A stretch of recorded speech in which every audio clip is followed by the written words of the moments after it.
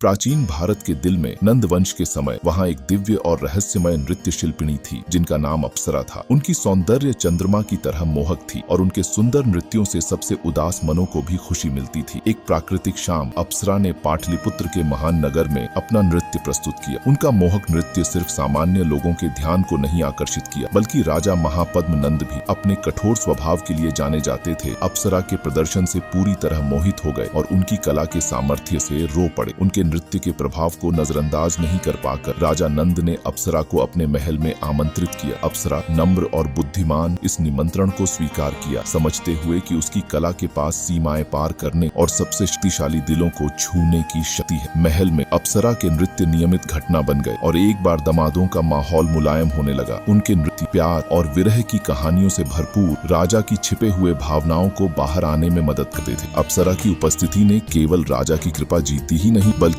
पाटलिपुत्र के लोगों के बीच एक सामर्थ्य और एकता की भावना को भी जगाई। दिन बीतते गए, नंद वंश का एक परिवर्तन होने लगा। राजा नंद के कठिन शासन की जगह हल्की हो गई। अप्सरा के नृत्य की सौंदर्य और इसके उत्साह को देखकर प्रभावित होकर यह युग परिवर्तन का प्रकाश बन गया, जहां कला की शक्ति गहरे घावों को भी भरने की शक्ति रखती है। अप्सरा के प्रदर्शन जारी रहे। वह राजा के आपराधिक सलाहकार बन गई। धीरे धीरे उसे एक और सहानुभूति से शासन की ओर मार्गदर्शन करने लगी। पाटलिपुत्र के लोगों ने इस परिवर्तन को देखा और उम्मीद की किरण देखने लगी। नंद वंश में अप्सरा की कहानी को एक चिन्ह माना गया कि कला की परिवर्तनात्मक शक्ति समुद्र को पार करने और सबसे विभाजित समाजों को एकत्र करने की शक्ति है। अप्सरा की विरासत बनी रही और उसकी कहानी, जो कई लोगों द्वारा भूल जाई गई, कला और संस्कृति की अत्यधिक प्रभाव की प्रमाणित बात है। देशों के भाग्य को आकार देने में आई है। एक प्रबल वंश की छाया में अप्सरा का नृत्य दिल से उत्पन्न केवल एक राजा को ही नहीं झूला, बल्कि एक साम्राज्य के मार्ग को बदल दिया। यह साबित करता है कि कला की शक्ति आशीर्वादी है और समय